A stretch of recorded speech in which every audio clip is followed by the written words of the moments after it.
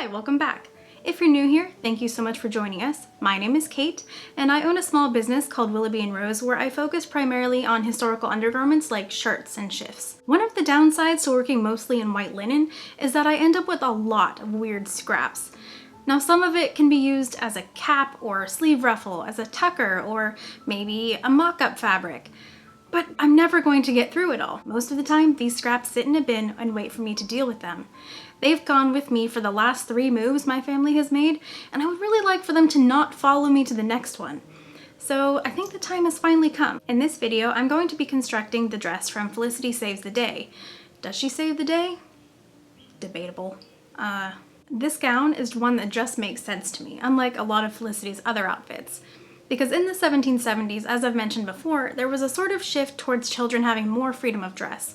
So unlike the miniature adult styles you would have seen before, you start to see a lot of white gowns with simple sashes on children.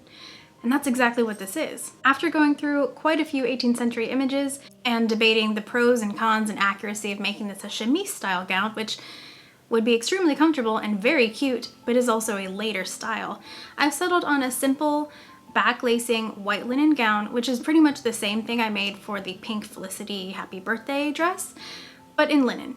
Because I've made this same style of dress about 24 times, it would be a lot easier for me to just go over there to my bolt of linen and cut new fabric and make this and get it done really quickly. But the giant bin of white linen cabbage would continue to sit there and torture me, and waste not, want not, right? In this endeavor to be eco-friendly, a few potential snags did exist. The pieces in this bin aren't very large. If they were, I'd use them for more shifts. This means a lot of piecing will likely be necessary. Also, I've been making shifts for years, but I've tried many different types of linen in that time, so remnants from at least a dozen different weaves sit in this jumble. I thought it might be impossible to find enough of one type of fabric for the whole gown. Happily, I managed it. I had just the right size bits to cut out the bodice and the sleeves without piecing. I used my favorite shift linen for the outer fabric and something a bit heavier for the lining. I also managed to find quite a bit of linen for the skirt panels, but unfortunately it was a lot of narrow strips. Okay, so I'm having a minor mental breakdown because on the one hand, I'm trying to do all of these dresses in the most historically appropriate way that I know how, because that's like the point of the project, right? On the other hand, I'm trying to do some eco-friendly upcycling, yay, which means that there's a lot of piecing involved, and I don't super want to sit there and hand sew 13 or whatever seams I counted and piece them together and then fell those seams just to make a petticoat for this dress for my small child who's going to outgrow it in like a minute. So do I do the original practice or do I whip out the serger? Yeah, I busted out the serger. The skirt took 8 narrow panels to get the correct width, with 2 additional strips to add length. With the growth tucks at the hem and pleating at the waistband, this won't be super obvious. Since I was already removing original practice from the equation, I decided to go the hand-finished route with the gown. Basically, anywhere that should have had a back stitch by hand got run through the machine. I forgot to say this isn't a tutorial, so if you would like one of those, please let me know and I will consider doing a gown tutorial in the future. But for right now, this is just me sewing some pieces of fabric together to make a dress, which is basically a tutorial, but I'm not explaining how I'm doing it.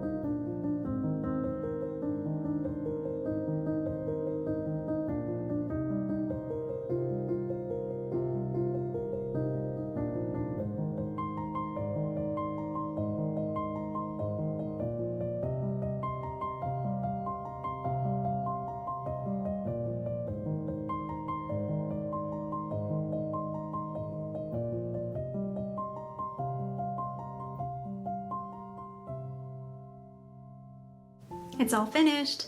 I'm not going to put this on my daughter today because I'm waiting for the blue sash fabric to arrive, because I tried to find that in my stash and was not able to, and this is kind of the whole point of this dress, right, is to have that very bright blue sash.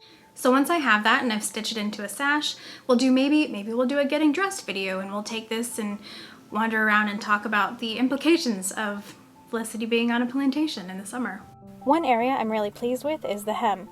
I've added 2 strips of fabric here to add length, which doesn't really make sense considering I did it mainly so the ground could include growth tucks, which was visible in the American Girl gown. From the outside, you'd never know they were scraps just quickly serged on. The gown has a spiral lacing setup in the back, and while the front of the skirt is attached to the bodice, I've left the back half free for adjustability.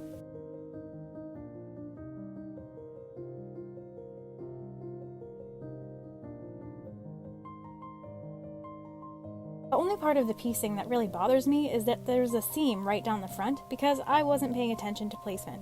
But it's fine, you see piecing clear on the front of bodices sometimes.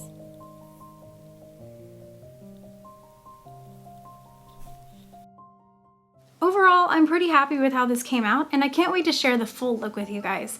I will say that I'm really pleased with how much linen I was able to take out of my cabbage bin, because now I can put the lid on, and that's just amazing. Thank you so much for watching. If you did like this video, please give it a thumbs up and subscribe if you haven't, because in the next video, we're going to be putting all the pieces of this project together for a sort of reveal, assuming the fabric for the sash actually arrives, and I really hope it does.